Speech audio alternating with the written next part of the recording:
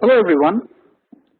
I welcome you all for the session on behalf of Progress User Group India and in association with Skill to the session called How to Publish an OpenEdge Web Service. Thank you all for joining in and for your patience. My name is Aguraman and I am your instructor today. I'm very happy that you've all taken your time off and attended the session scheduled for today. There are a few more people joining there, so I thought let me start with introduction.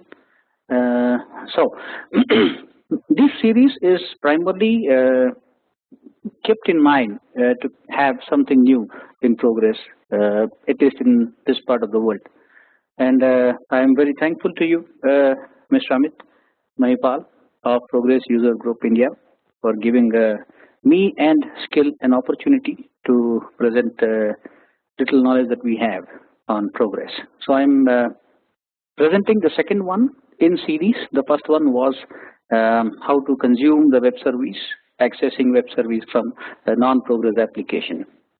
Simply put, a web service which is not published using Progress OpenEdge, but some other web service. So that's something which we did about a couple of months ago, and the recording sessions is already available. And as promised, we have come with the next series, which is publishing your own OpenEdge web service. I'm sure many people would be excited about this. They've been hearing about web services, and some may have already been trying. So I hope this overview, though it's a short time for me to explain the entire nuts and bolts of web services, but I think it is good enough time for you all to get started publishing your own web services. Post this session, there are a couple of things you will get. One is the study material, the reference material that we talk about, just like we did the last time. It will be a PDF document which is extracted from the PowerPoint presentation, plus more information there. And of course, you will also get a recorded session from this session that's ongoing. So allow us about a week to 10 days time for publishing this on the YouTube. And other than that, I believe we would request you all to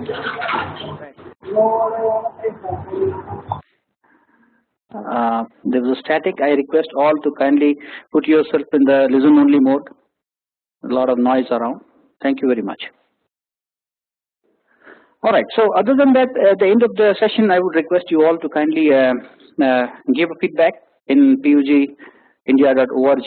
That will help pugindia.org and ask Skill Global to deliver better every time. All right, with that, I think we are all good to go. I would like to thank you all once again for joining in. And I would like to thank Progress User Group India again to give us an opportunity. With that, I think we can go ahead and hit the road today. If any one of you are having difficulty or experiencing issues with the voice or the chat, do not hesitate to ping me. I will keep a tab on my chat window open and try to address it as early as possible. All right then, thank you all once again. Let's wait. I would like to check if Amit would like to speak here. Amit, would you like to say something?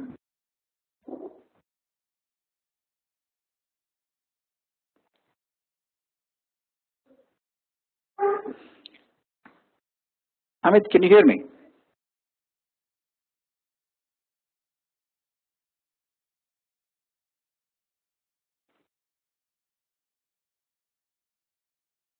No, okay.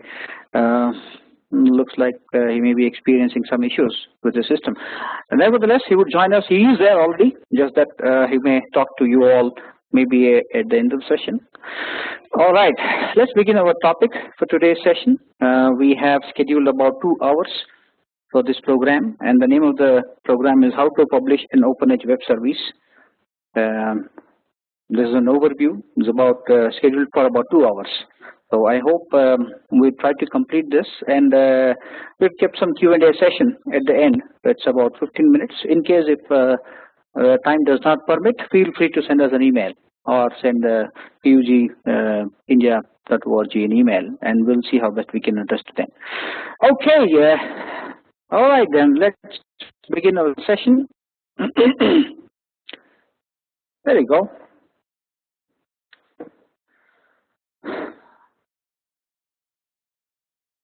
The course and syllabus, it's straightforward. With 2 hours, we have tried to make it simple, and this is divided in 3 sections.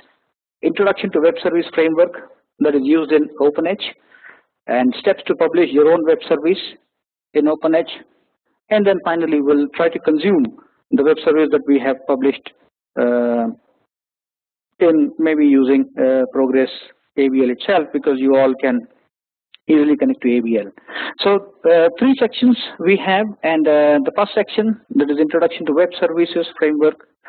We have already done that in the past, but I see there are, and I was expecting that audience may not be the same, and hence I thought covering this again, we'll be talking a bit on what is this web service all about, and we'll also talk a bit on how Progress OpenEdge supports web service, and then we'll go for steps to publish the web services. As scheduled, it's about 2 hours. The last 15 minutes I've kept for Q&A session. So I think if you have any questions in between, you may send that question in a chat window. I would try to address that at that time, or maybe at the end of the session. All right. The first topic of today would be Introduction to Web Services Framework in OpenEdge. Okay. Well, let's talk about Introduction to the Web Services. What is this all about? So a web service is a method of communication between 2 machines, popularly known as M2M communication, machine-to-machine communication. So W3C defines this as a software system designed to support interoperable machine-to-machine interaction over a network. So the term web services refers to technologies that allows us for making connections from one machine to another machine. So services are what we connect to each other would be termed as the web services. So a service is an endpoint of a connection, which means to say that using the service, we would try to connect to one machine. Let's say the service is hosted in one of the machines, and I would like to communicate with that machine. So web service is one of the medium by means of which we can actually communicate. And this got very popular also because this is supported largely by a web server. And web server generally is something which is open, and it also runs on a port, normally on port 80. So it's easy for any system to talk to any system using web service. That's how the web services started. So the more information can be had on the URL that is mentioned here. As I said, you will get this as a document anyway. So you don't need to make any notes out here. Whatever I'm talking, whatever I'm doing a demo, it will all be there on the material that I'll be giving. All right, a bit of history. I've told you in the past, I am a fan of history, so I always like to question why a particular thing was required. So I'm questioning again. So my quest always is on why am I doing something at all? So why would I need that? And that actually leads me to better understanding of any topic, as a matter of fact, or any tool, technique, or any science, as a matter of fact. And the same quest is here. Web services. What's the history about the web services? Why was this required in the first place? So going back to the history, web services evolved from previous technology that served the same purpose as remote procedure calls or ORPC, that's DCOM, CORBA, and Java remote method invocation. So these techniques have been there. You may have heard of it in other technologies. And there has always been a need of these things. So the problem with these guys, the RPC, the Java RMI, the CORBA, the issue is they are to be learned. You know, you need to spend a lot of time understanding this. For example, if I need to interact let's say, with a system which is, let's say, Java based. So if I have to interact with that, if I have to interact with such system, I need to know Java. That's something which would put the developers at a high pressure, learning new technologies quite often. So these were the problems always. So I think that's how the need came in, where they said, can we get away with this learning of machine to machine, talking to systems out of these things? And that's how the web services origined, where the objective was solving three problems: interoperability, firewall traversal, and complexity. Let's assume there is system 1 and system 2. They're two different servers. If one server needs to communicate something with the other server, it is difficult also because firewall issues may be there, and especially when server 1 is outside your network or your company's network, so firewall will obviously try to stop them. So it was not easy to control such port being open. It's a serious threat. And interoperability, as I said, it's not easy,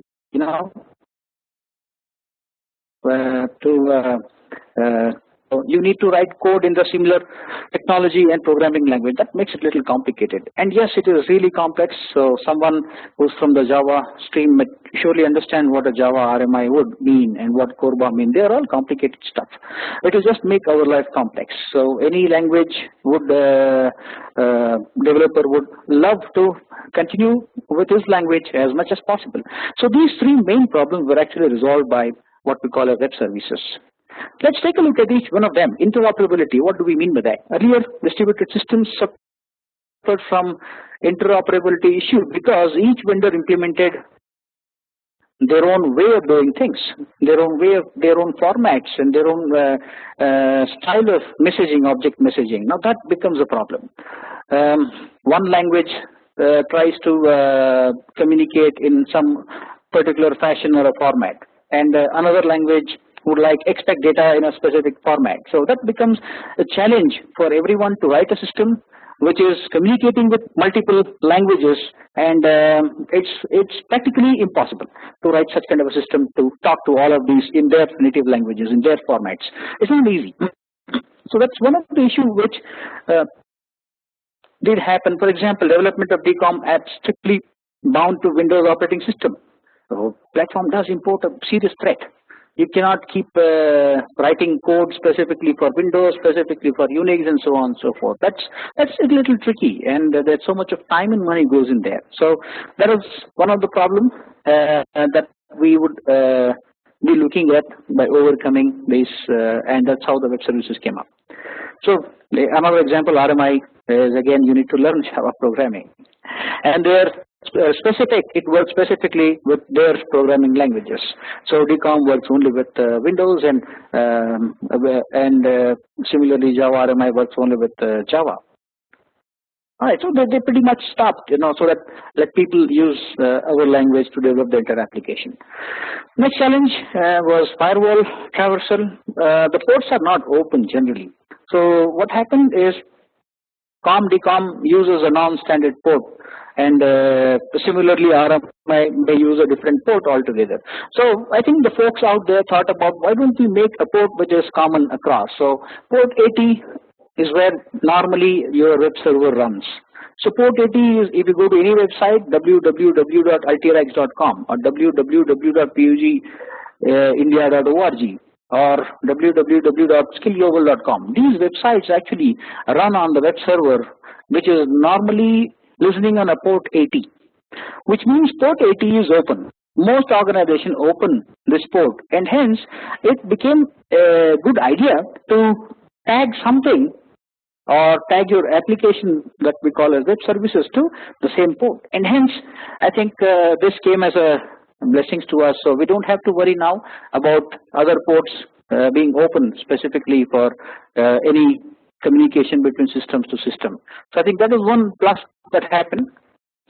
And of course, it helps in reducing the complexity. So web services is a developer-friendly service system. As I said, a developer, a 4GL developer or an ABL developer while he would like to learn new technologies as he progresses in his careers, but that's something which is on a need basis. So for a little help, for example, I just need to supply a customer number to one of the applications, and I need to check from that system that whether that exists or not. I don't need to learn Java or Microsoft technology to a level where I spend months together to learn the technology for one requirement. I think that's why web services is very handy, and it's a developer-friendly system where quickly you can get these pieces of information implemented in your system. And of course, all this technology, the learning curve, keeping all this in mind, it helps for all of us, the developer community who are all there in today's session. I'm sure they all would love to work with web services because it helps us not to learn the other languages. For example, if there is a web services that is published in the previous session that we talked about, that was published in WDine website, a website where they have exposed a few web services on weather forecast. So that I don't know which language it is written. I have no clue. All I know is it has got some services which I can utilize, and we actually ran those pieces of web services into our ABL. So I have a ABL syntax which I know, and I can use those syntax and connect to web services. Similarly, Java or ASP or any technology will have their own programming, their own technique, or their own style, or their own syntaxes for connecting to web services. So they don't need to learn a new technology, but they need to learn a technique within their language. I think that what helps the developers. Okay. Web services in OpenEdge. So how does it support? How does web service support? So just a little bit on why is it machine to machine, maybe a little too technical, but you guys are anyway technical guys. So just talking in layman term, I write my code in progress language, okay, and let's say my organization that has a progress-based application, and they have one more homegrown legacy system which is written on, let's say, Java, and they both need to talk to each other. One of the ways you would do is by means of exchange of files, perhaps. That's a very conventional system. But within the organization, it seems okay because you are in the network. But what if your system is outside your network? Or what if your system is vendor network? What if your system is your customer's network? Then you surely do not want to expose your systems to their networks. It becomes vulnerable. Which means to say that you need to do something which helps communication on, but at the same time be safe. And that's how the web services would be handy there. So I write my progress 4GL code, and I'll have a .p, for example, or a .w, for example, which takes some input and gives an output. And I would publish that as a web service. Those programs that I need to expose, I will not expose my system, but I will expose few programs to the outer world. And these guys would actually consume the web services that I have done for this program. I have created some sample today. I hope to give you a quick demo on what I'm talking about. So how does web services being supported by OpenEdge?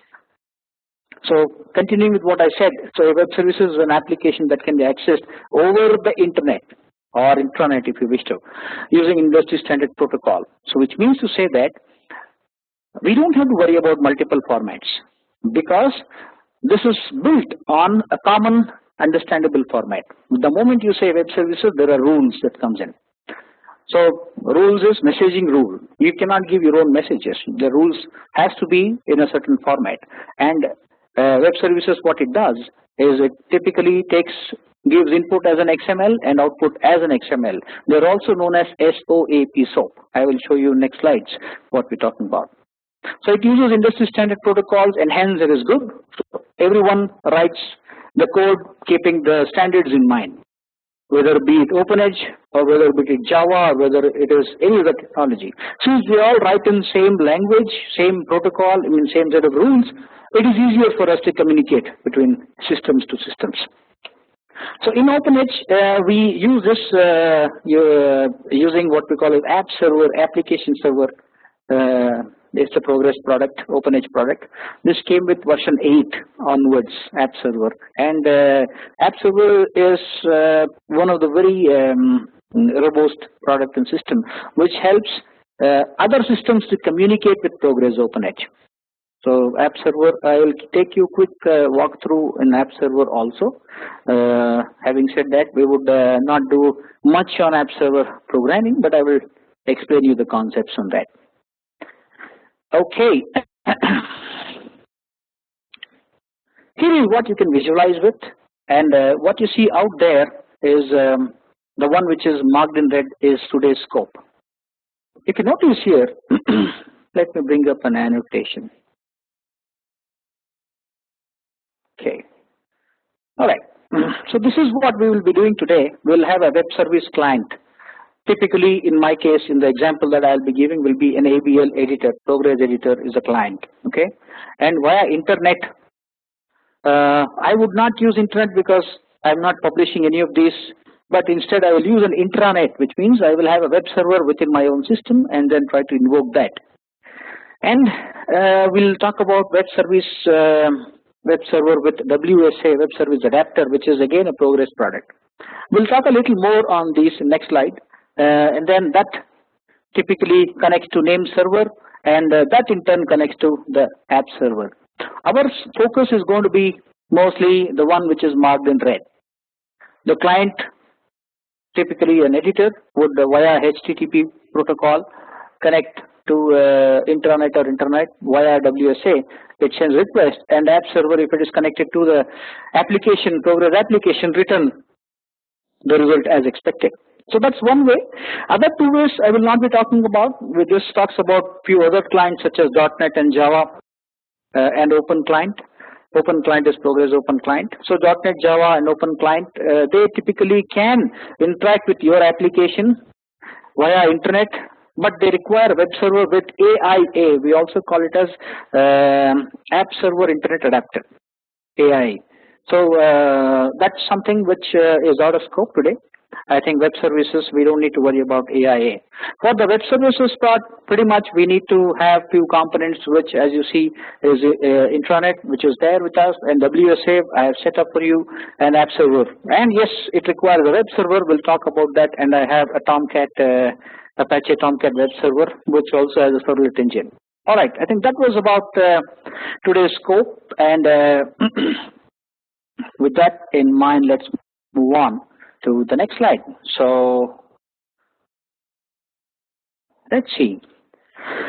So in OpenEdge, you can create a new web service that you build as an ABL, Advanced Business Language Applications, and deploy it on an app server. So conceptually, think about this. What has happened over time is it is humanly impossible to build multiple UIs. Build a UI in Java, build a UI in HTML, and then there's UI in mobility. So there are multiple ways a user can interact with your system. If you start programming for all these, you are almost gone. It's not possible. So that's how these things came in. These things have actually, the web server is being handy here, wherein you can develop. For example, I have about 100 programs in my application, and my application needs to be interacted by, let's say, other systems. So what I could do is I would select few programs in that which needs to be exposed. Exposed means communication. For example, somebody would like to find out whether a customer exists in the database or not. Now, they have no clue about my schema, they have no clue about which database, and obviously, I would not allow them to connect to my OpenEdge database just like that. So instead, what I would do is I would create one .p, which will be getCust availability.p, okay, which takes an input and an output, external procedure, and that particular procedure I would AppServerize that, which means that is the procedure that we would be generating web services to. And once the web services is done, what we do is we will create a file called WSDL, Web Services Definition Language, which we have talked about in the previous session as well. So we would create that and give those information to all these other systems, and they, using their language, will connect to my system. Okay, so today what we will do is we'll create a new web service on ABL, and we'll try to deploy it on the AppServer. Okay, and once the AppServer deployment is done, I would have to make it available for people to access. So we will have to expose them on my AppServer so that people can make calls. Any request can come to the AppServer, and that will be via the web server. And they would process that request and send the response back to the requester, typically the client.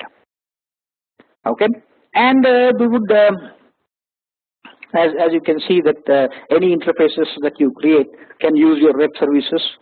And I will today will try to expose and show you a demo on how we can utilize, create a web service, deploy it on the server, and then consume that on that. Let's see that.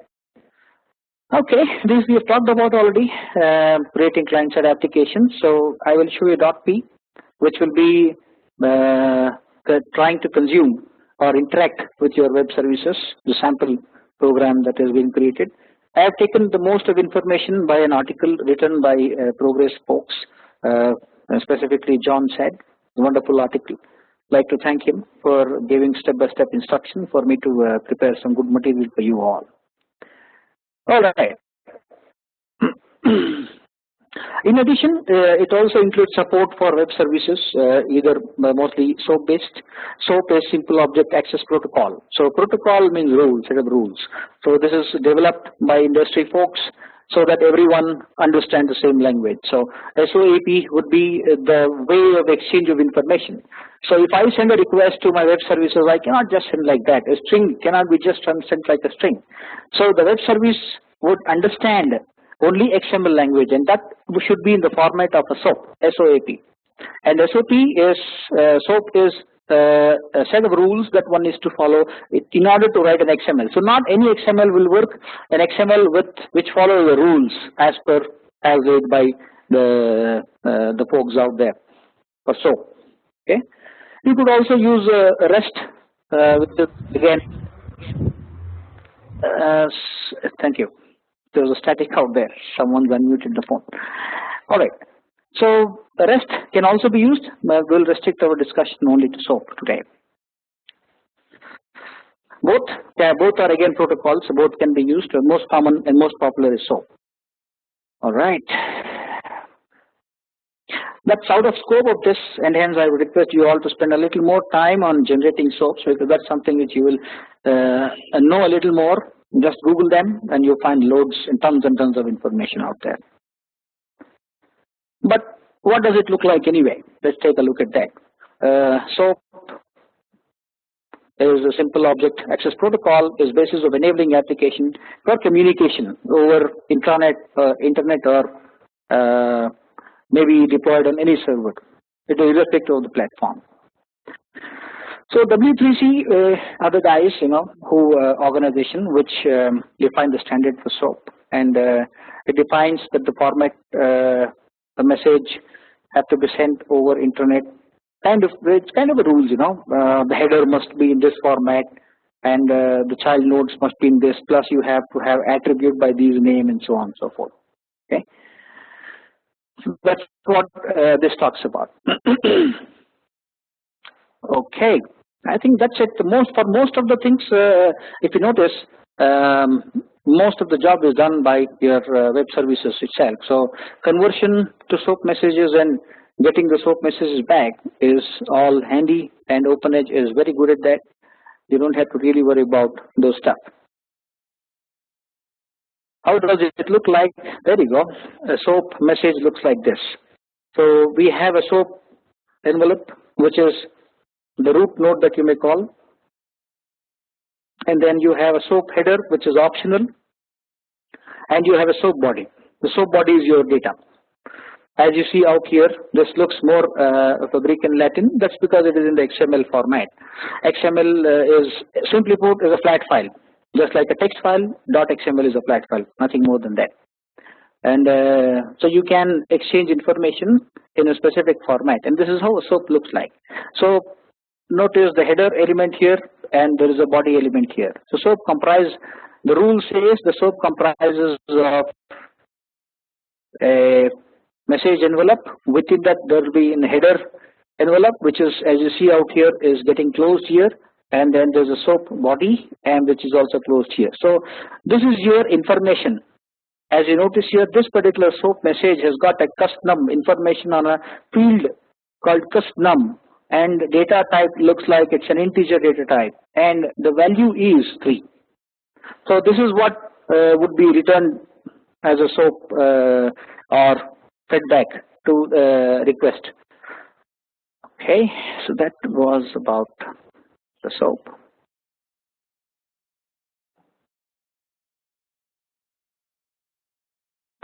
And if there are any issues, SOAP fault is generated, a fault message is generated. That's also in a format. Okay, that was about the SOAP message. So how do we actually know, for example, if I have to access a Java web service, or I have to access a .NET web service, how do I access that? I have no clue which services to pick up. For that, when I publish my web services, I will also publish what we call as web services definition language. WSDL is what people fondly pronounce it, but it's WSDL, which is the full form is web services definition language. So this is the language which talks about, it's again an XML file. It talks about what are the internal procedures, what is the input, what is the data type, and what is an output, and how do you call a particular internal procedure, and so on and so forth. So these informations get exposed. So once a WSDL is received, for example, somebody has written an application in Java and is exposed some web services. If he gives me WSDL file, using OpenEdge tools, I can find out which internal procedures are programmed to invoke and what information it will give. Similarly, if I publish in progress, if I publish web services, it will do the same thing. It will also generate a WSDL file, which I can share with the world and say, guys, this is my WSDL file. So if you have to interact with my system, you follow the rules mentioned in WSDL file. So they would in turn try to use their language analyzer and find out how do they code to connect to our application. Everything, all information will be written in the WSDL file. Again, this is a W3C standard. For those who are not aware of W3C, is World Wide Web Consortium. They are the folks, they are an organization, they are a body which is responsible for maintaining standards of most of this web-based stuff, which also includes HTTP protocol and HTML and everything else. Okay, so what does it contain? It contains a body of metadata in form of XML, and it also has information about how do we communicate to them, and it also describes the SOAP message, how it would be generated and how it will be accepted. So a sample WSDL file I'll show you, which I've created for you based on the services that we will be creating today. Typically, it would contain everything that is required for a web services client to request. So if it is a Java client, they just need to walk through the WSDL and they will know how to connect to our application. If it is .NET, they just need to do the same. The WSDL file is enough for them to connect to our application. So it has all the information which is located on a web service on the internet. That's what is a plus.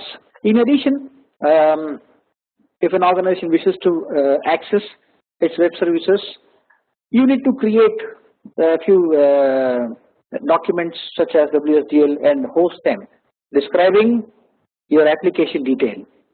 Basically, you're exposing your services. Okay. So, in order to expose ABL procedures, the .ps as web service, you have to use a tool called OpenEdge Proxy Gen tool. Future webinar, this is actually previous webinar slide. So this is the current future webinar. So I will be taking you through the Proxy Gen tool and show you how you can use the Proxy Gen to create web services and deploy them over WSA and AppServer. So all right. So however, in the previous webinar, we did cover understanding a WSDL file in Progress OpenEdge. I'll quickly take you through that as well. Once I have deployed this tool, I will take you through that the same process that we did in the previous session.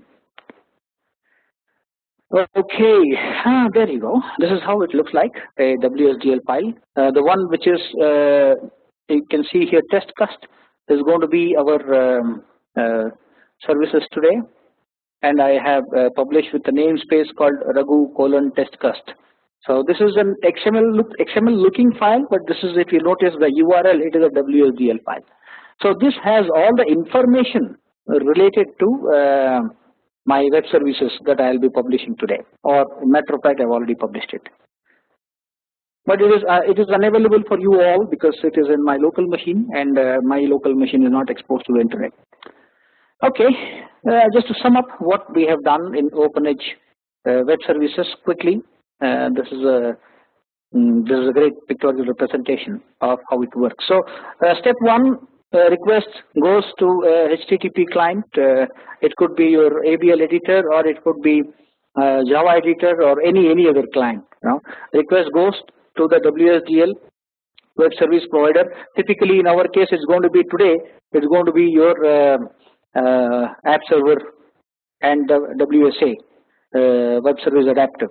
The request goes there to the web server, and using the WSDL, we would send the SOAP WSDL. Using that, they will actually consume one of those processes and make a call to specific services.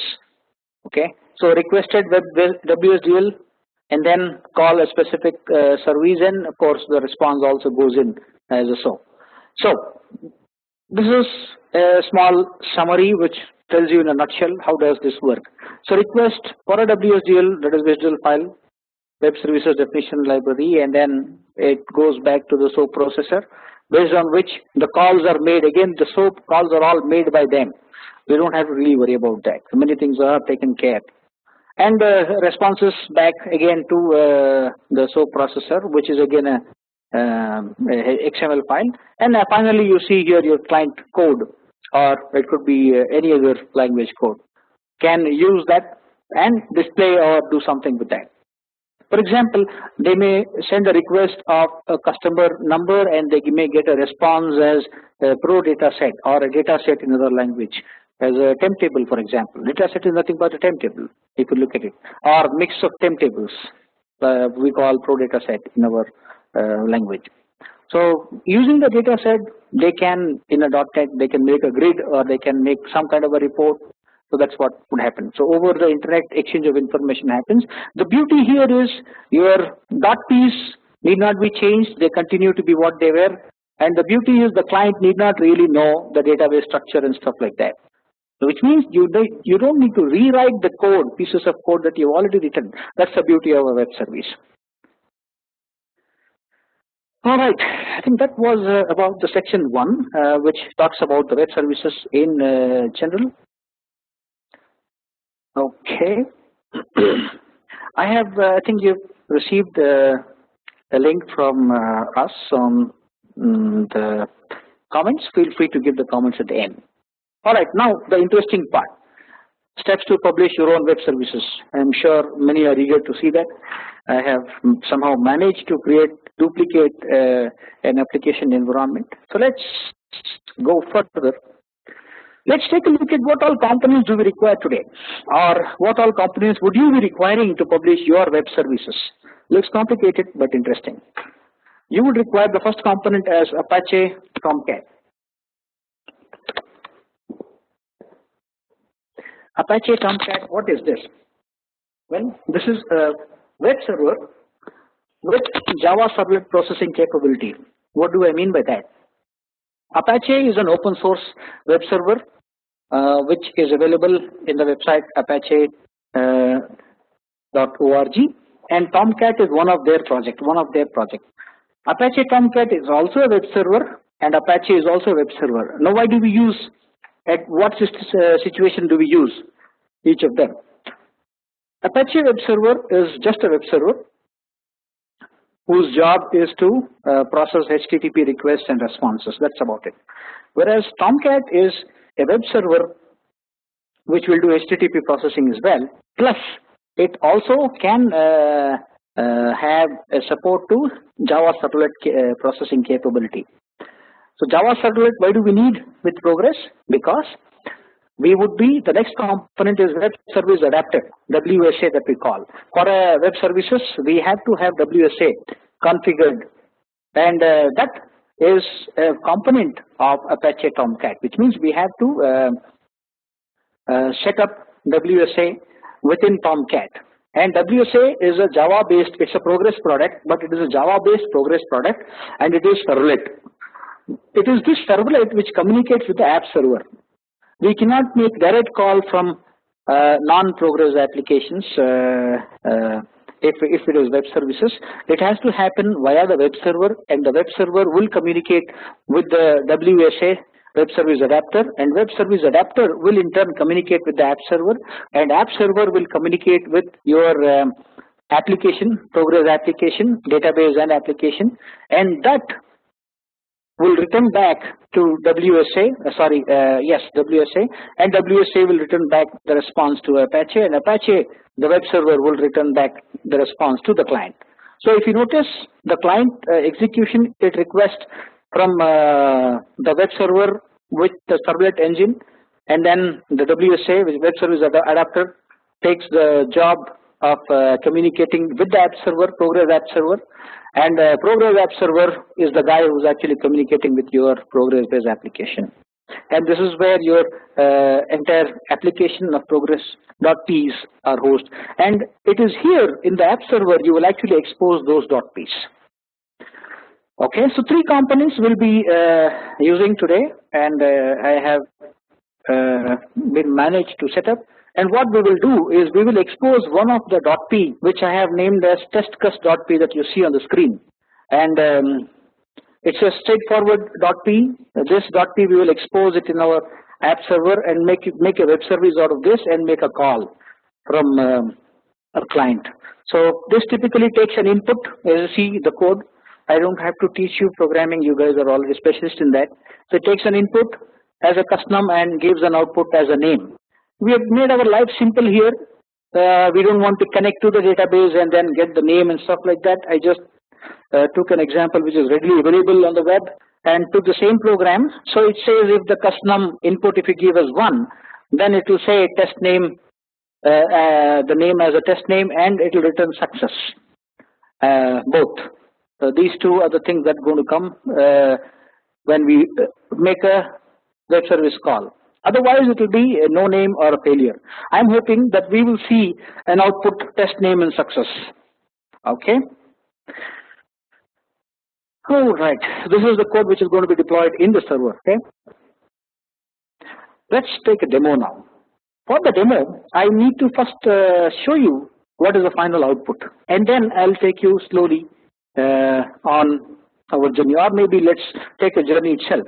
So what I have done is I will take you through my installation. So we needed 3 components, right? AppServer, WSA, and the first component was Tomcat. So let's take a look at the Tomcat. Where is my Tomcat? First of all, let's find out whether Tomcat is running or not. Okay, I will have to come out of this now and take you to my system. And here is an Internet Explorer. In my case, it is Mozilla Firefox. So let's type in local host :8080. This is where I have installed my Apache Tomcat. What's interesting here? Unable to connect. What it means is I have not started my web server yet. Okay, so let's begin from the journey. Let's go to my install directories first. In C program files, I have installed what we call as Tomcat. There you go. This is the directory where I have installed the Tomcat web server. TOM. Yes, this is the directory where I installed the Tomcat web server. Inside this, you have some stuff. and our interest is primarily going to be to start the web server. Let's take a look at little more on this. So to install the Tomcat server, what I did was go to apache.org and went to Tomcat. So my current version of Tomcat is Apache Tomcat 9, which is this tomcat.org. So Tomcat is a project of Apache. So this is their website. This is where I have downloaded. I went to the download section. For those who are working on Windows environment, you may have to refer to the Windows installation guide mentioned in Windows IIS installation guide, and step-by-step instruction must be there in Progress website. Hopefully, you may refer to that. I would not. I don't have IIS. I cannot demonstrate anything on that. So I have chosen an open source, which is Apache Tomcat, which is a web server plus servlet engine. So here I went to the version 9, which is the latest version. All of you can do that. So my system has Apache 9X, which is downloaded and installed here. So I went there and pretty much installed a 32-bit zip file, which is here. Yes, okay.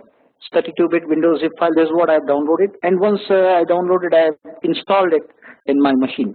And there is some configuration that needs to be done. For that, I will have to quickly take you through. So go there. Step number 1: install Apache Tomcat web server. Okay.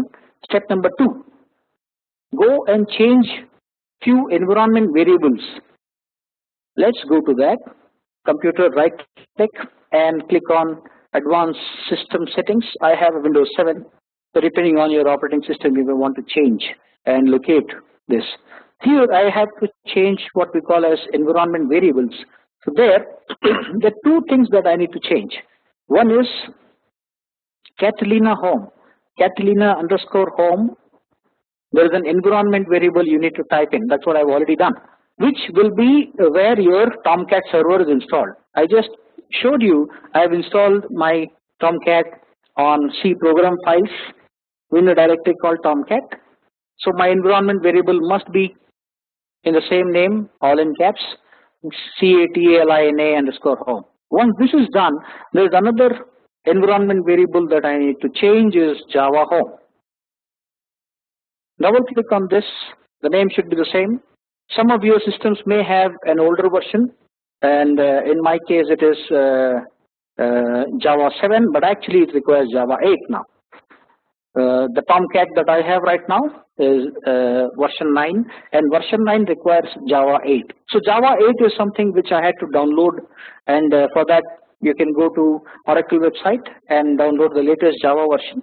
For version 9 of Tomcat requires Java 8. So it is good that I have noticed this here and I've made a change.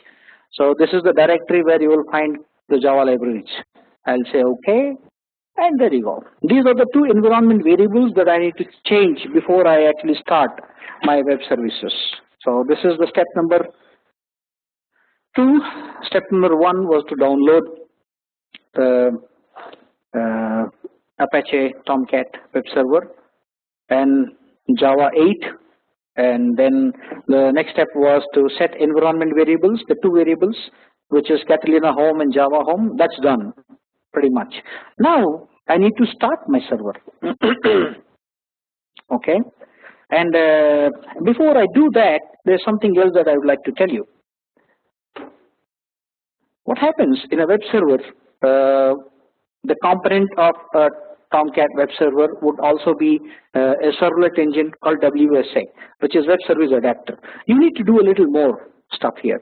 So I will go to my install directory of Progress, Progress, which is the Progress directory. There I have a directory called Servlet, SERV.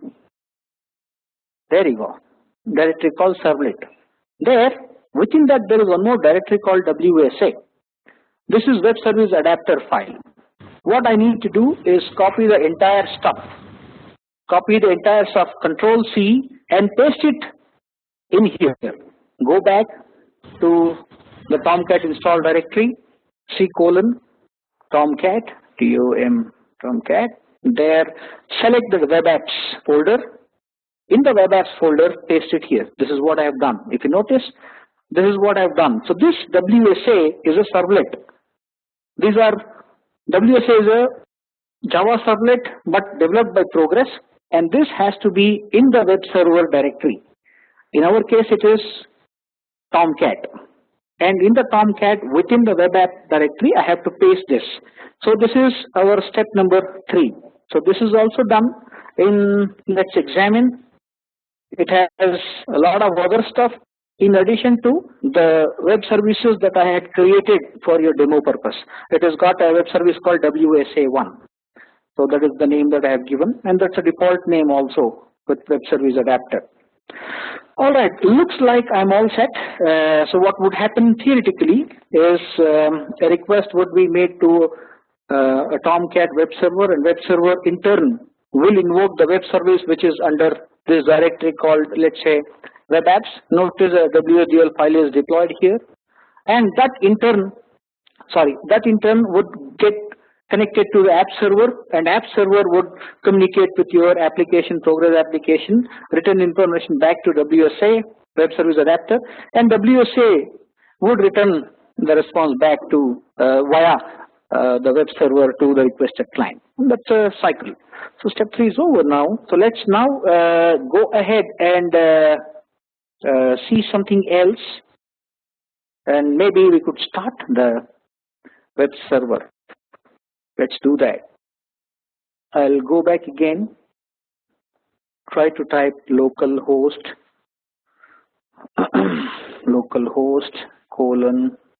:8080. That's a default port where Apache web servers are installed. So currently I have not started this, so let's do that now. For that I will have to go to Progress or command prompt. I prefer using command prompt of Progress. So PROENV. That's my favorite command prompt. There you go. Let's type in a file to start. To start the web server, I would need to locate the catalina.bat. Okay. In here under bin directory, I have a batch file called catalina.bat. That takes an argument of start or stop. This is where your servers get started. Let's do that. All right, there you go. I would paste this information and catalina.bat file and say start. There you go. I hope this should start the servers. Sounds good. It is invoked. If you notice, there is a coffee cup here, tea cup here, coffee cup. I think Java is coffee, so coffee cup, which is Java is begun now, and it's doing a lot of stuff. And at the end, once the servers are started, you will get a message, server startup in 7015 milliseconds. I think our servers are started now. Keep in mind, do not close this batch prompt. You should always keep this on. If I have to shut down this, I can go here and change this to stop and hit enter. It will actually stop. So let's not do that right now. Let me check whether my server, the web server, is started. Let's go again here and say this time localhost 8080, hit enter. Awesome, guys. There you go. My web server is up.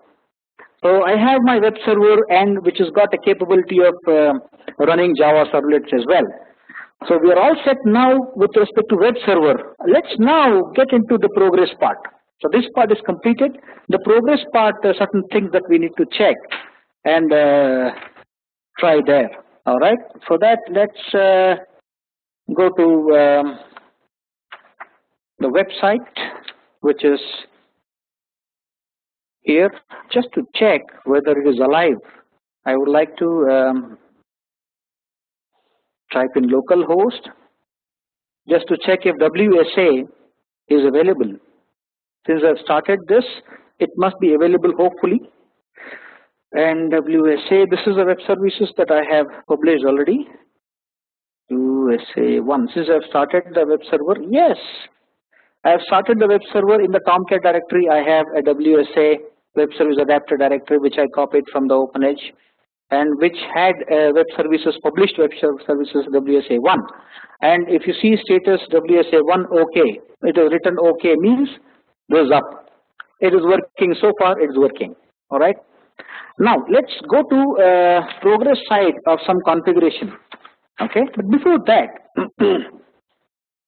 I would like to tell you about a tool which comes with progress, and this is what we call as OpenEdge management in the newer version. In an earlier version, it was known as OpenEdge Explorer. Even now, the Explorer is shipped separately, so it is running in the different port, 9090 port. The moment I hit that, I would get into OpenEdge management. This is where you will see web service adapters. This is where you will see app servers. This is where you will see web speed brokers. All the progress resources can be managed from one single window, which is OpenEdge management. Okay, let's log in here, admin. Okay, I've logged in. Take me a while to connect.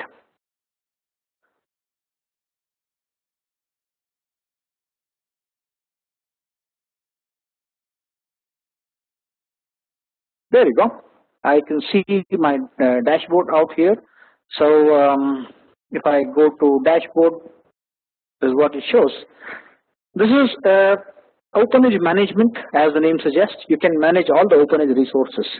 If I go to resources, you would see a lot of other stuff that is happening here. You have AS broker, AppServer broker.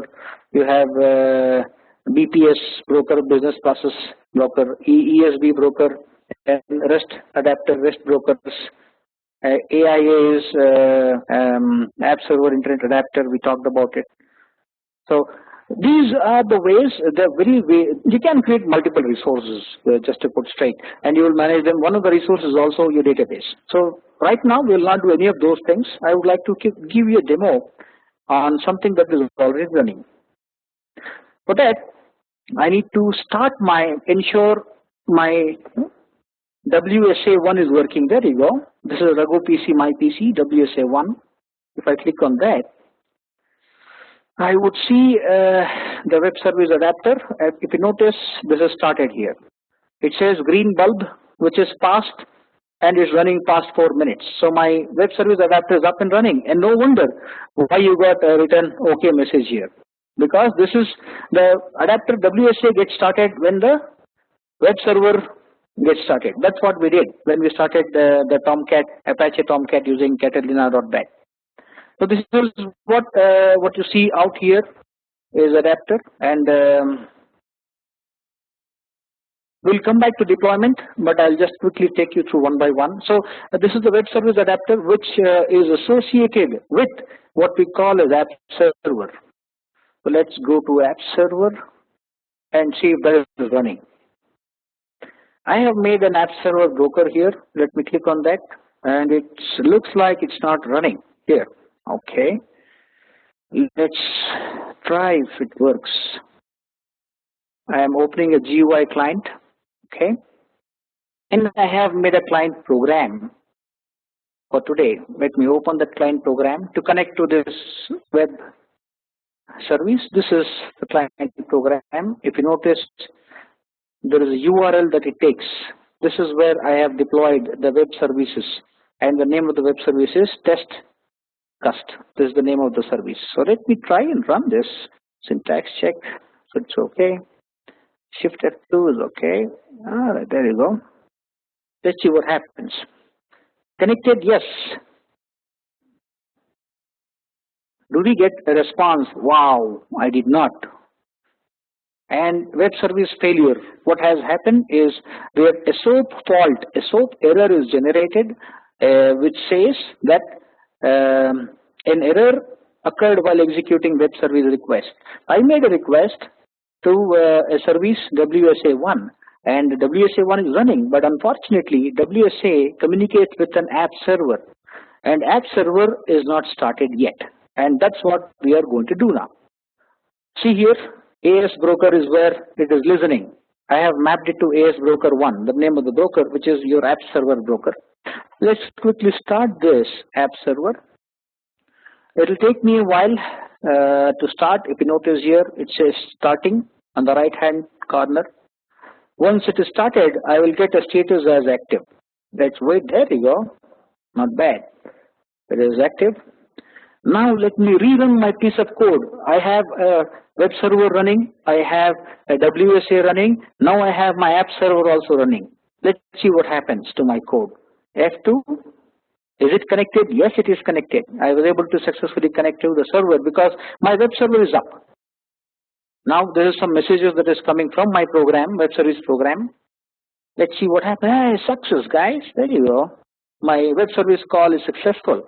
The status is success, cust name is test name. If you notice the program that I had shown to you in the beginning, which is testcust.p, which is a .p which takes an input. I have supplied an input as 1 in here in the previous program. If you notice here, this is the one, custom one I have supplied, and hence it goes into that condition and prints me this, which means I have my web services successfully up and running. Okay. So now that what you see here, this is just a client, you know. Instead of this, I could have a JavaScript code. JavaScript code, let's open a new window and I'll take you through the web service that we're talking about. So this is what happened. This got printed and this is testcust.p, which is residing on our server, which is your .p program. And this is another program. This is trying to invoke this as a service. If you notice in this program, I have not mentioned anywhere it is run testcust.p. There is nothing like that. Control F, testcust.p. Okay. This is to run the testcust.p. Let's see if I'm invoking it anywhere. No, nothing at all. So how does it work? This is a simple client wherein I am doing this. I am connecting to the server by what we call as WSDL file, web service definition file, and this is the web service URL. So via web service through this client, the client that you see out here, the editor, through this client via this localhost 080 port WSA web services and WSA1 is what I have created.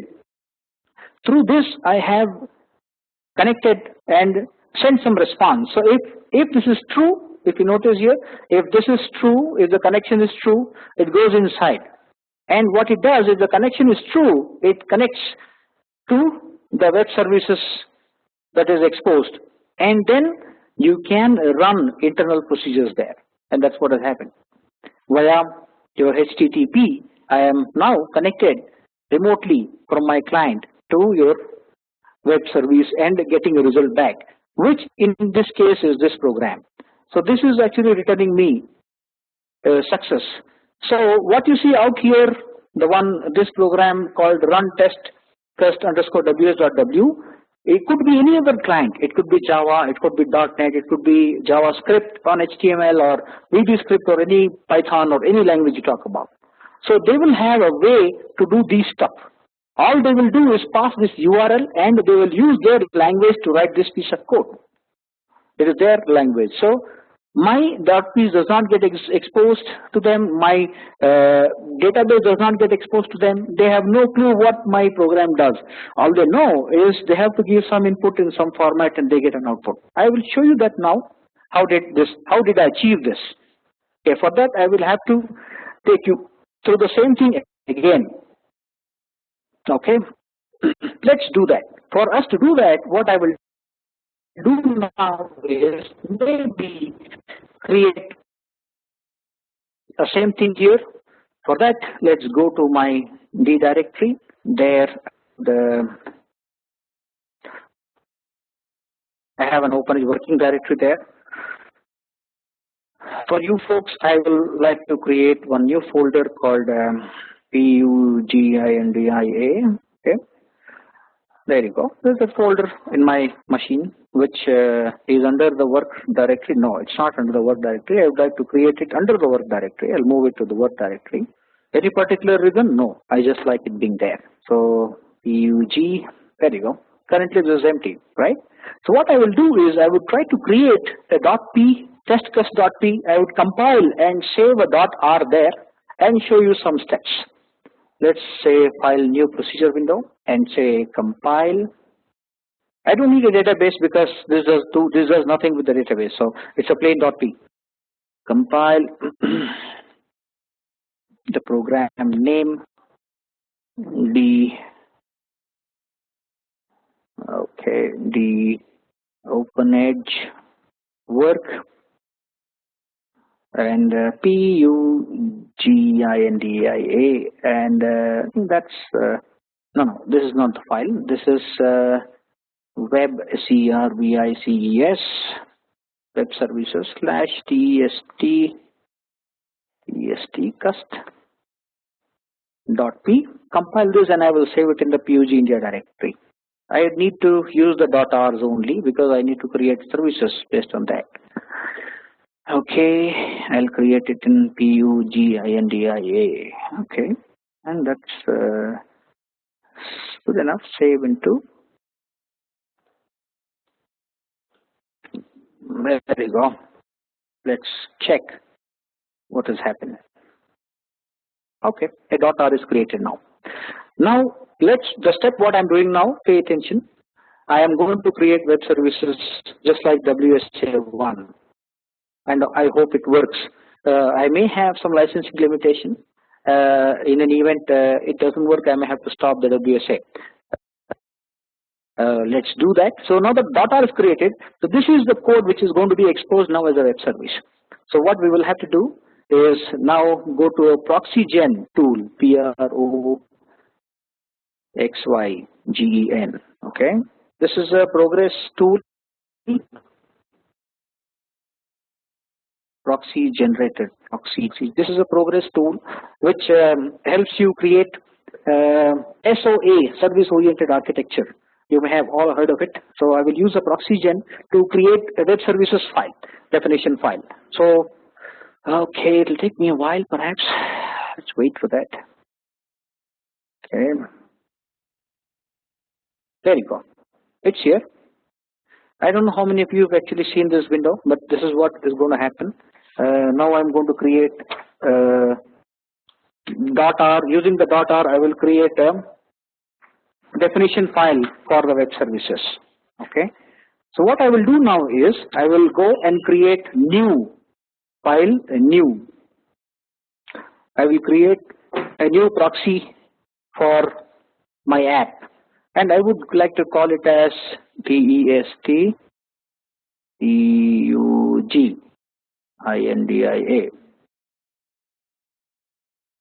I hope this works. Okay, and once I've done that, I need to add the ProPath component. So ProPath component would be the .r that you're exposing to the web services. So you could alternatively come here and click on new, or you could come here and click on procedure and say add. You have to say add non-persistent. Oh, sorry. I have to select the ProPath first. So let's select the file where I am having the .r. There you go. So the name is given as test PUG India. The ProPath component is given. Now I can add a non-persistent procedure. This is a non-persistent procedure because I really do not have anything else to do other than a simple test here. So here I'll have to select which compiled code. Keep in mind the .p is not taken here. So I would take the .r and say add. There you go. Say close. If you see now, you see that the procedure is added here into the non-persistent window. And now what I will do is I will have to select this and say customize. Okay. In the customize, what I would additionally like to do is add an ABL return value. Okay. I can select this and add an ABL return value. Just select that and do nothing about that, and just let us just leave it that, because as you notice it is already picked up the inputs, the .p that we had. As you notice, let's bring that .p here. There you go. Yes, this is the .p. This takes an input parameter and an output parameter, and hence what you see out there, parameters picked up in the .r, it is picked up by the proxy gen. I think that's what we will do. Just select this and say OK. All right, this seems to be done. And now what I will do is go to File and click on Generate. Let's go there and say Generate. The moment you say Generate, it will show you generate proxies for what environment. In OpenEdge, we can generate proxies for a .NET environment, for Java, or Sonic Web Service, or Web Service. Currently, our topic is on Web Service. I will just select Web Service itself. Okay, and the moment I selected this, I see some information that comes up here on filling up. Okay, let's quickly change certain things. Let's say, for example, the author is Raghu. It could be any name, and version, let's say 1. And session model, keep in mind it is free. It must be free, and most of it is defaulted. One of the things that you may want to check is generate test WSDL, which is required for us. I will show you once it is generated, and then select the WS style as DOC literal style. That's what we'll be using for most things. And for the SOAP action, allow it to remain as blank. And port binding type, you can change it to output directory. Let's remove the default and give the app service name. This is where you will be actually giving the broker name. So the broker name is AS broker 1, BROKER. This is nothing but your web service. See here, AS broker. So I will be creating a WSA or WSDL file referencing AppServer. This is where it happens. So AS broker BROKER 1. This is the name if I'm wrong. Yes, BROKER. Yes. And output directory is expecting, and I would give maybe the same directory where I have created. I wish to create. Let's select OpenEdge and work in that PUG India. Okay. With this, I think I'm good to go. Anything else that I need to check? Yes, namespace. This has to be a unique namespace, as you see out here. So what I will do is I will give a namespace that is and a URL I need to give. So let me do that. Okay, let me give a unique namespace here. For the namespace, I would like to use URN instead of tempura.org. I will give, what do I give? I will say CRVICE, some unique name. Okay, services hyphen, not slash, progress, PROGRESS, and perhaps hyphen com, and I would give colon my identifier, and I think that should be enough, I guess, or maybe my identifier and the name. Okay, let me copy something's already existing. Okay, here we pick up. Where is that website? Web services. I will open an WSDL file. Edit. Let me copy. A different URL. Other than that, I'll use the same namespace but changed. There you go. Instead of test cust, I will say test PUGINDIA. I think that should be fine. Okay, so what else do I have? Guess anything else? That's it, I guess. And instead of this URI, I have to give a local host here as local host colon 8080, and I would like to call WSA. Instead of that, I would like to call it as WSA2. I hope this works. Web service. Let's see what happens. It may give me an error, but let's see. Okay. Where do you want to create this? Yes, let's create it in Huge India.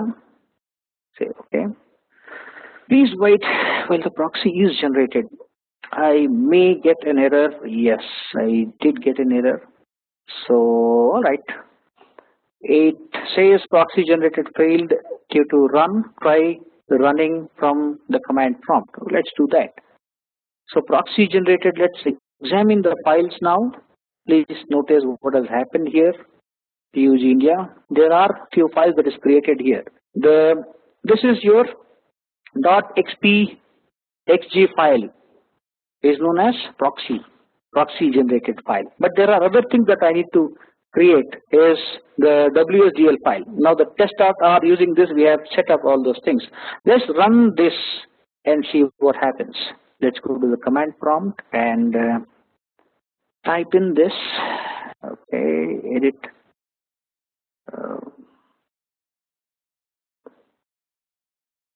It should work. Edit, paste. Okay. There, what's it? Run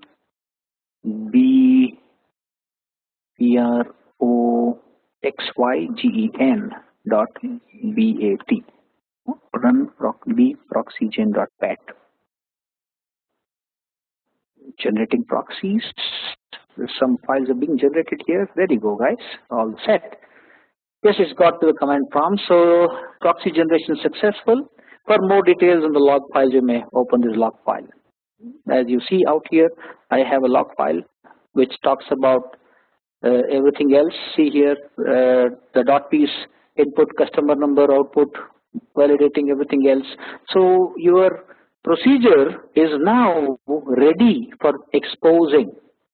Now I can deploy this on my web server in as a WSA adapter, and you will see the magic. Okay. So in addition to that, it has also created what we call a WSDL file. Isn't this awesome, guys?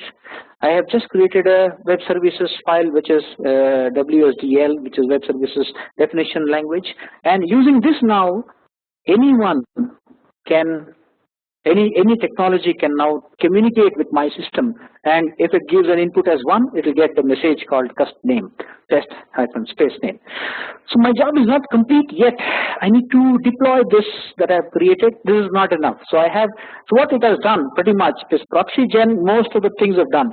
So when you talk about web services, to be very honest, you do a bit of deployment here and there, but all your job, the dirty job or the bigger job is done by the proxy gen itself.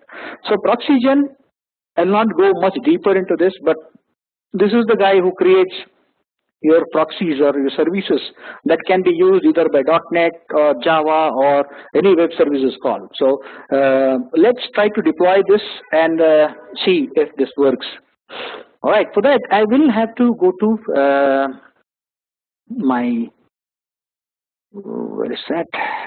This is done, so I don't need this window now. This job is done pretty much. Let's go to here, this place, and let's go to resources out there and click on resources. I am on my OpenEdge management. I want to see if there is another WSA2 created. No, it is not created yet. So what do? I need to copy this file, or maybe I can create a new WSDL file using this. Let's try doing that. Okay. All right, this is done now. Let's create.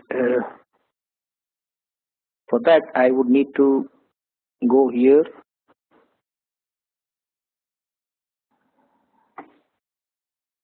Okay, and click on web service adapter, WSA. Let me give this a name, new web services name.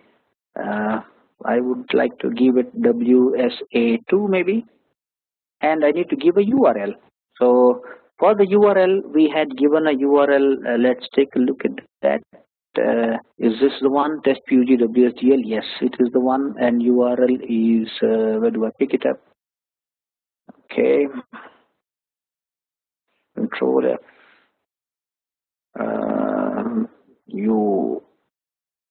URL.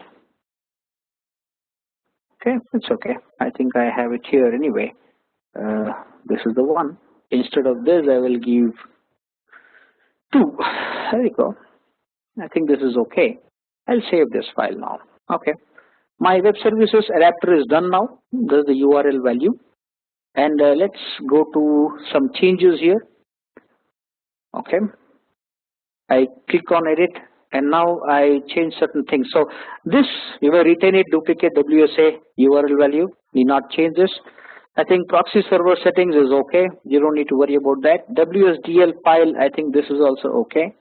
I think what's important for us right now is go to the security and enable web services. Check on that and go to advanced feature. I think this is also okay. Soap action is okay. Location is okay. I guess that's fine. Save. I hope this should work now. Currently it is not running.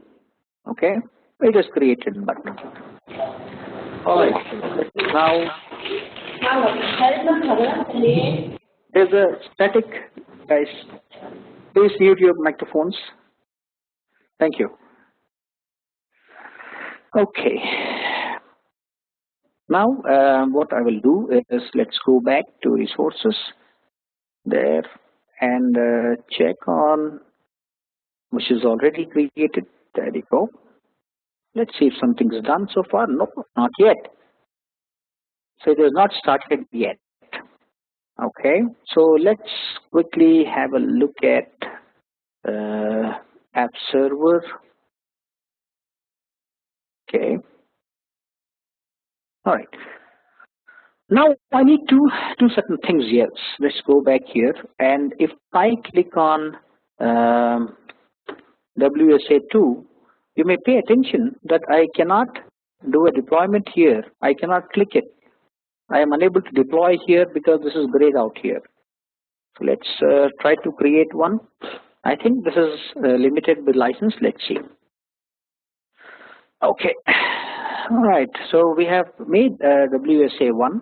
Let's do a deployment. I would need to bring the server down once again.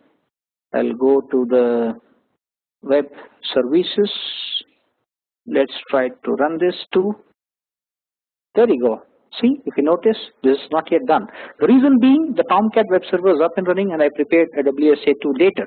So now what I need to do is bring down the servers and bring it up again. Let's try doing that. Okay, for that first, let me do it in sequence. Go to the AppServer and let's bring that down first. AS broker is active. Okay, there you go. Stop AppServer. There you go. It stopped. Now let's go to Catalina.bat and where is that? There it is. Stop. Let's stop this STOP. Hope this works. Yes, looks like it stopped. Okay, let's restart it again. Start. My web server is started. WSA is started. Something is not working. Okay, let's hope this works.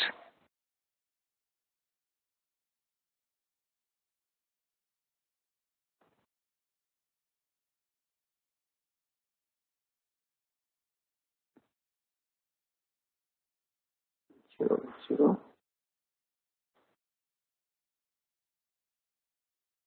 WSA1.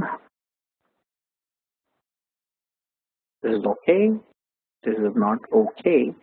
And the reason is this. There we go. Tomcat. Sorry, D. Progress Tomcat. Okay, there in the web apps, WSA. There you go. This is an issue. So what I need to do is copy this directory and put it here. Hello. WSA. Hello. Yes. Hello. Hello. Hello. Okay. Just someone was trying to ask some question. You can send a question in the chat, please. All right. Now what I do is go back to the directory and copy them. Where is my directory? There. D OpenEdge, sorry. D OpenEdge. And in that PUG India, PUG, but it's work. Okay. And there you go. This should be okay. Control A, Control C. Copy these files and we'll try to start again. This is in Tomcat. Oops. COM. Under Web Apps, under WSA, make another directory. New folder, WSA2. Paste these files. Okay. Do we have it here? Okay. Okay. Let's try and rerun this again. Stop the service.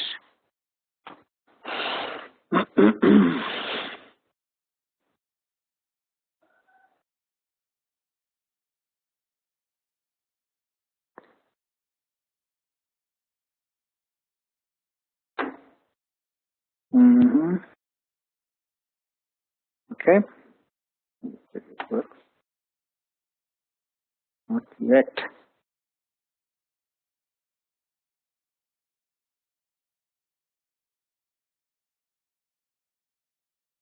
I'm suspecting there are a couple of things here. I need to change in the existing properties file. Let's do a shortcut. We are running shortage of time. So what I will do is I will create using the existing WSA. Let's do that. Okay. What I will do for that is go to AppServer control. Yes. And then come here to resources. Okay. There you go.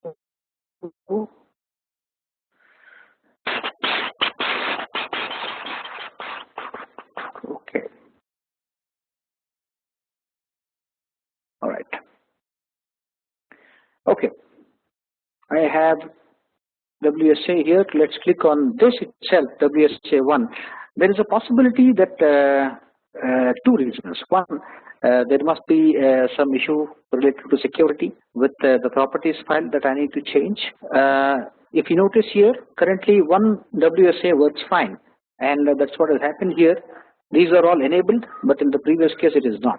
Let me try and do one more time, and try to delete this, and I hope that works. If it does not, we'll use the same WSA. Right? Let's go to, okay, sometimes this happens. I will say resources and go to resources. Delete the WSA2. We'll try, we still have some more time. Let's delete this file, come here and recreate it. There we go. Do I see something? No, not yet. So let me delete this file. Okay.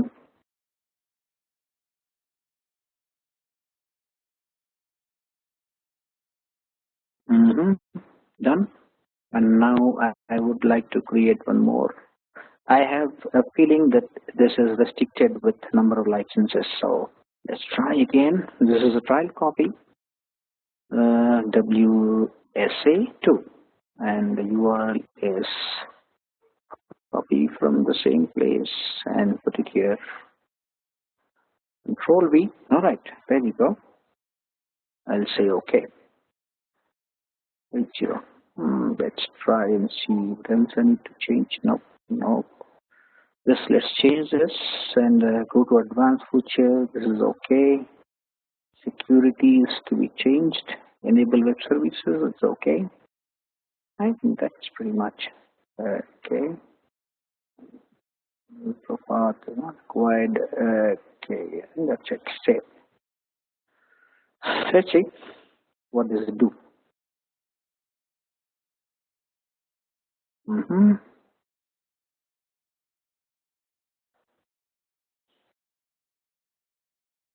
Okay. All right. Let's go to WSA2. Okay. Nope. Not yet.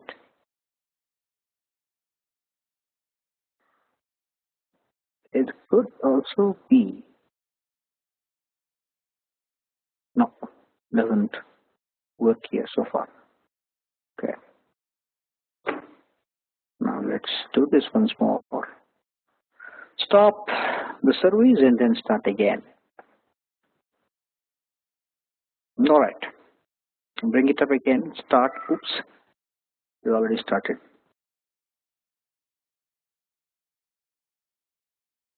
Okay. Let's try this. Okay. You color property replacement is disabled. So security should be. Let's do one more thing. Okay. Let me go to log file viewer of this broker and see if there are any issues.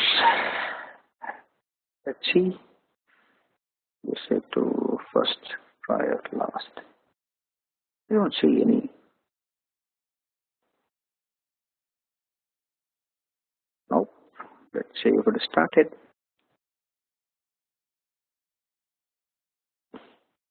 Mm-hmm. Resources. All right. See, just to tell you what I'm doing is trying to deploy the services that I have just created. And I am unable to do that because this is not allowing me. It is graying out the deployment option.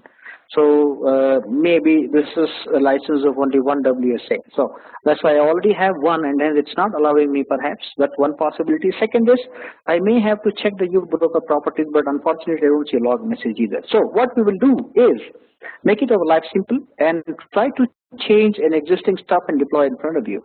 So I will click on the deployment option here.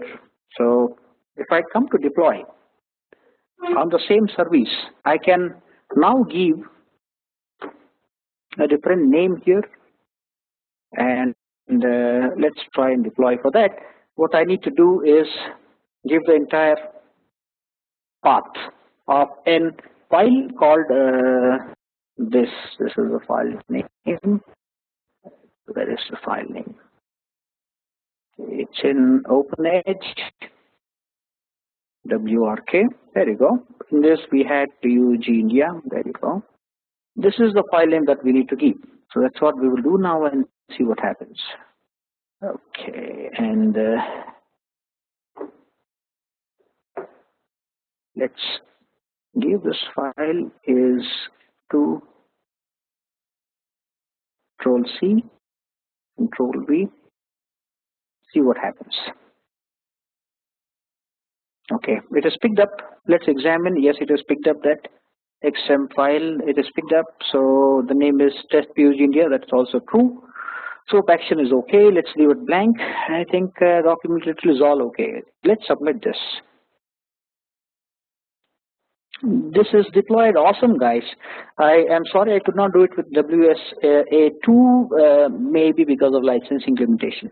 So we have, what we have done is I have recreated, I have deployed the test PUG India.WSM, the web services into the same WSA1. And this is what has happened. So I think that's pretty much we need to do now. And if we I think that's all. There's nothing else that we need to do. We can now go and do a couple of other things. Yes, I need to enable them. Yes, I forgot that. So the deployed services is TestCust and PUG India. So let's select PUG India and try to enable that. Currently it is not enabled. So let's enable that and click on enable. There you go. Okay, so I hope this should work. There we go. Looks like it's enabled. All right, guys. I think let's examine that again. Let's go to resources and click on WSA1 because I have deployed the server there itself. Okay, and we have. I think that's all we had. So we can also undeploy. If you notice here, we can undeploy some of the services. So what I have done is, just to sum up, we have created a .p and we have exposed one .p. In that some procedures. You can have internal procedures also. Everything can be exposed here. So if you notice, this is what has happened. So there are 2 deployed web services right now on the same WSA1. So test quest was previously deployed. Now it is test PUG India. I think I'm all set to do this. So okay, let's. What else do I need to do? Am I missing anything? No, I don't think so. I think we are all set. Enablement is done. All right, and this is done. Now what we need to do is try to consume this resource. Okay. So how do we consume this? Let's go to my program. So this is deployed now. In order to check how to invoke or how to call this particular services, you have, for example, Progress provides this utility. Similarly, every programming language will have this utility to read through the WSDL file. So I would now like to read to the WSDL file and demonstrate to you how we can connect to this newly deployed web services. So we have successfully deployed. What we have done is we have successfully deployed our web services. The last thing that we need to do is access them. We need to consume this. So assume now that the deployment is done, different clients are ready now to consume this. In order to consume that, you need to know what internal procedures, what methods, and so on and so forth. For that, you need to create a WSDL file. So let's do that. I think it is B. Let me check. What's the syntax for that? It is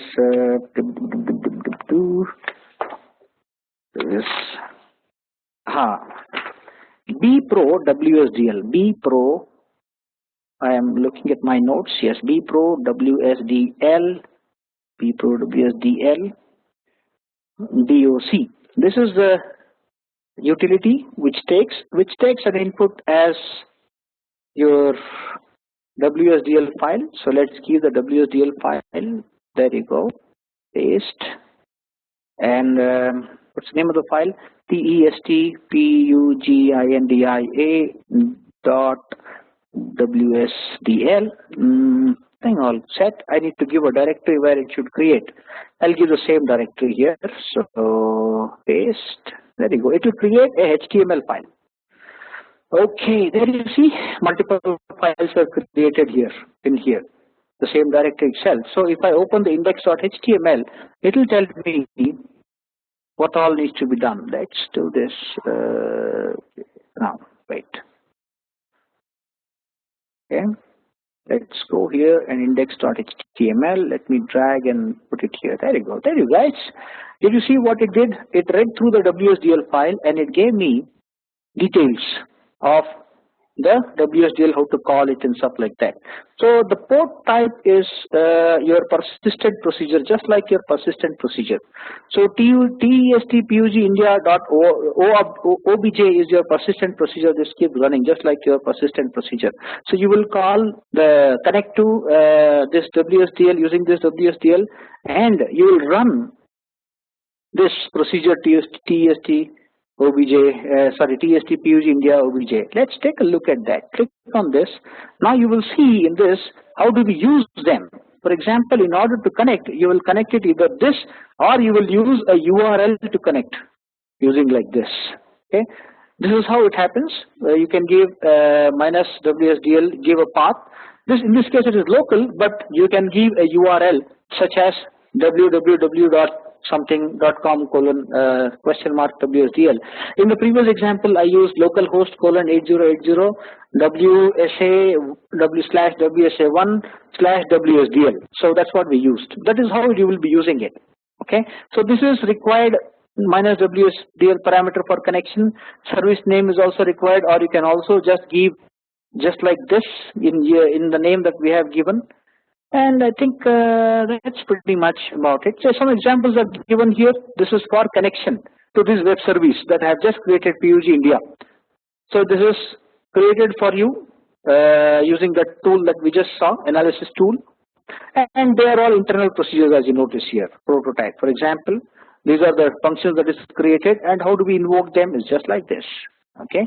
So what I will now do is, now that I have created a WSDL, I will go back to my program that I had initially started off. Let's go to this, and here I will change it to, instead of Raghu test cust, I will say test PUG. That is the service that I have deployed recently. So PUGINDIA. I think that's pretty much, since it is the same program, I'm not changing anything else. So there you go, guys. Shift F2, syntax checks. Okay, let's run this.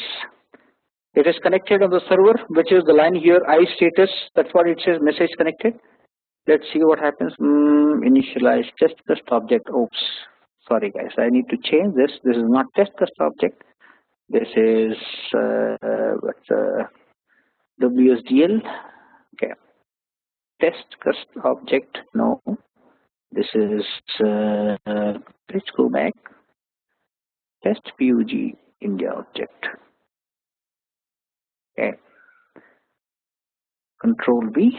And what else do we have? And test cust. Control V. What else? Test cust. Test. That's okay. Shift F2. Control Z. Control Z. Which test cust object is not found. Let's just revert back. Test PUG India. Okay. Shift F2.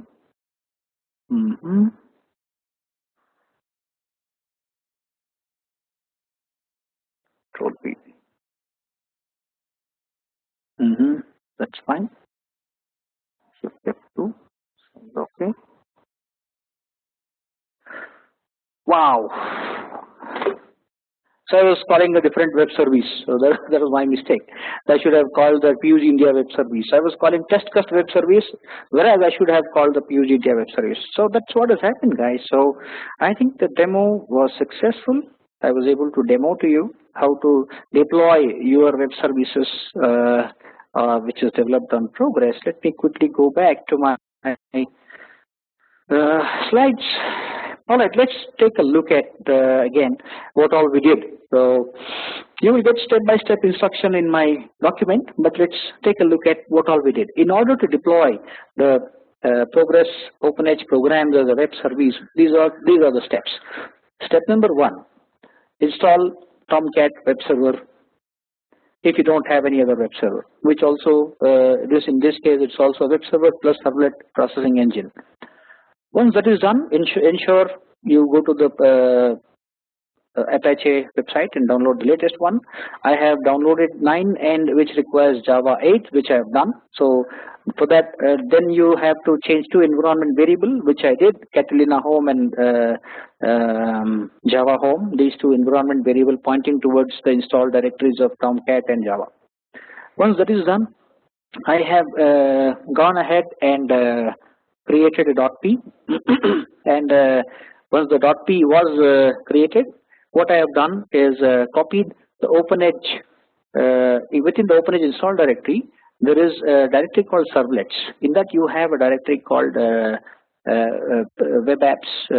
I think it is WSA. Let me check. So here you go to OpenEdge Progress. There you have servlets, CRVE servlets, this directory, and then WSA, that's a directory, yes. So this is the directory, you would just copy paste and put it under the Tomcat directory. So now that you have a .p also, this is also done. You may start this using Catalina.bat. And a couple of things you need to keep in mind, that you need to have directory permissions to start Tomcat and Java. So on Windows, it gives you a lot of trouble. It did give me when I was preparing a demo for you guys. All right, so and once this is done, you're all set to create a proxy generator. The .p is there, so compile that and put that in a directory. And once the compiled code is there, you go to ProxyGen and create a web services proxy, giving the information that you wish to have. Once that is given, you will now deploy these into the services. So what I will have to do is create a new web service adapter, WSA, which has to be created using OpenEdge management, and you have to give certain information there, which also points towards a file which is created the file is actually this. It must be the OpenEdge. The name of the file is WR. Okay, WRK. Then you have in that test DOG. There is confusion. Yeah, in this the file name is WSM. Yes, so you have to give this and make sure web services are enabled. Once this is created, you have to restart the Catalina, because Catalina will actually start the servlets. So WSA is nothing but a servlet engine which talks to AppServer. So you may start that, and you have to ensure that the AppServer is on, otherwise you will not get a response. As I said, the communication is from web server to servlet, servlet to the AppServer, and AppServer to application. So in the application you have ProPath everything set. In the AppServer you have ProPath everything set, which I have not showed to you, but if you want I can show you that as well. So once that is done, I think we went ahead and deployed the piece of code. And once the service was deployed, we had to enable that. So what we call as service enablement, status enablement, sorry.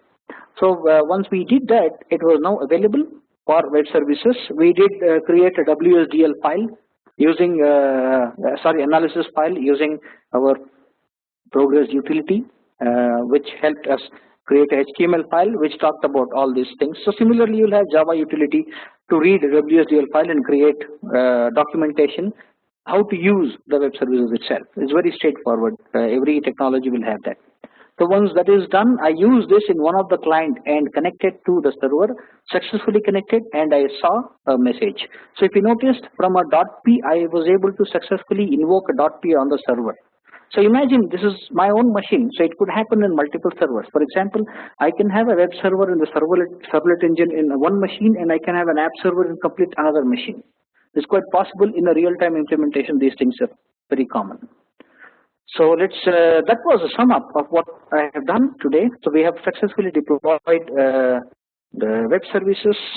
We ran into glitch because of the second web services. It was not allowing me to create, possibly two reasons. It could be having a security issue or second licensing issue. There's a trial copy, so I don't know which was the problem. So one of this surely is the problem. All right, so we have actually consumed this. We've also seen all the steps I showed to you just now. We did bpro WSDL doc and created a HTML file.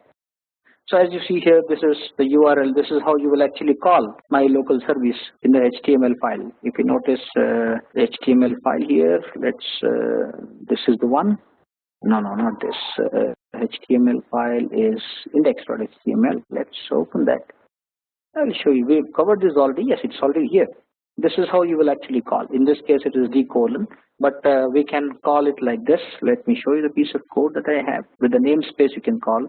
Where is it? Yeah, there you go. Yes. See here. Oh, something's running already. Yeah. See here. Localhost 8080 WSA1 target. This is the Raghu test PUG India that I have actually done. So this is how you will actually call. And other alternative, you can call D and give a complete path, whichever is convenient. Generally, you don't give that because they don't really know which is the physical directory. This is what is to be given. The URL has to be given. Okay. And, I think that's pretty much here. I have for you. We've examined these things in the first session itself. There we go. So if you notice, if you see this message, we have successfully consumed the published web services.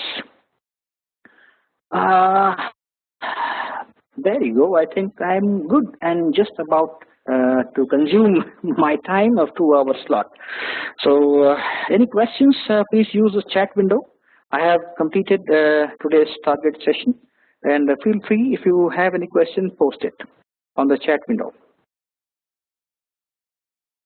That actually ends our session of today.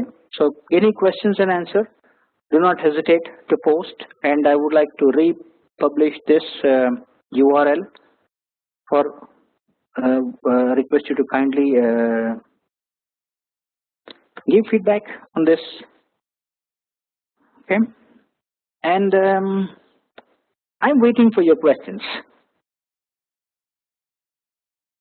And for those who wish to know about about the study material, stay tuned with pugeindia.org, and you would be able to download a copy of document, and also you will get a recorded session of this. I believe that this is being recorded now. So allow us a week or 10 days time to upload them. You should have a decent document up and running. And if you have not already gone through our first session with PUG India again, please feel free to visit their website and have the session 1 as well. So session 1 and session 2 actually completes an overview of consuming web services as well as publishing web services. That is all I had for you today, guys. Thank you, ladies and gentlemen, for your time. I'm awaiting any questions you have. Feel free to send across on the chat window. Thank you all for your time.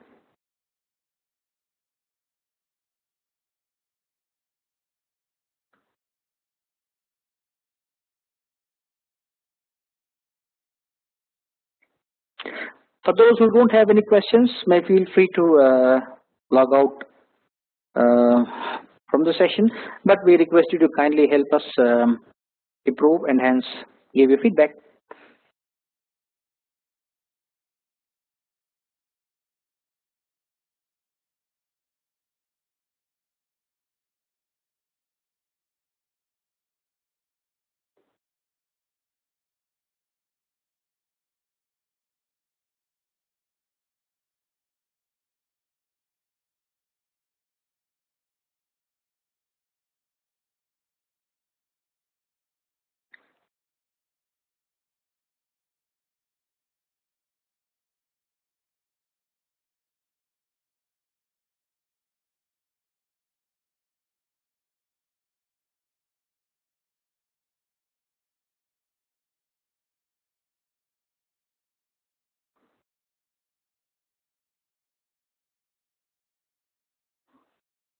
Thank you, Amit, for your time, and thank you for giving us an opportunity.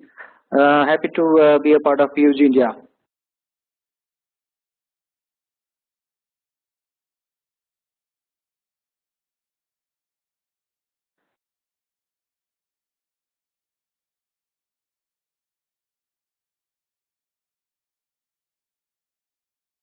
Yes, happy Holi, happy Friday, happy vacation to all of you. And I am still awaiting. If you have any questions, I'll be here for another 5 minutes. So those who don't have any questions, thank you very much for joining us. It was really a pleasure to see you all. You have some contact information out there. If you need to reach PUG India, you can reach amit.mahipal@pugindia.org. If you have any questions, further questions, you can feel free to send out an email on info@skillglobal.com.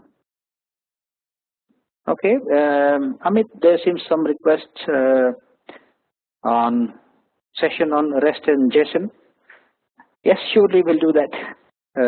We'll have to find some time and do it. Sure, we'll do some time. Not sure when exactly, but yes. Stay tuned with PUG India and Skill. You'll surely find much more stuff coming up. And we'll be happy if you're hungry for information. Sure, Costa, we'll do that.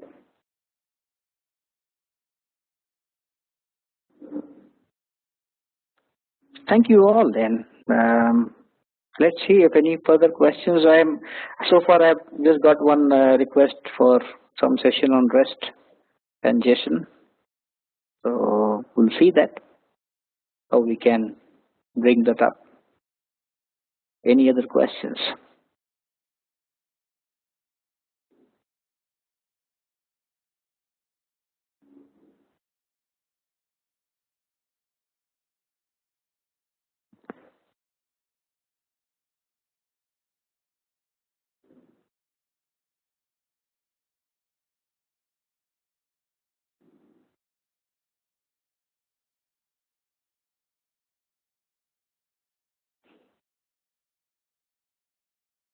my mistake. It's pugindia.org, not .com. Please kindly excuse me for that.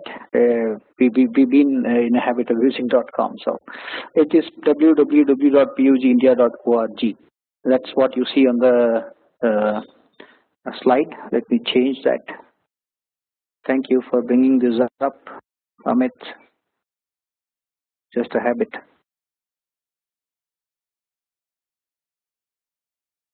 Okay, I've corrected that.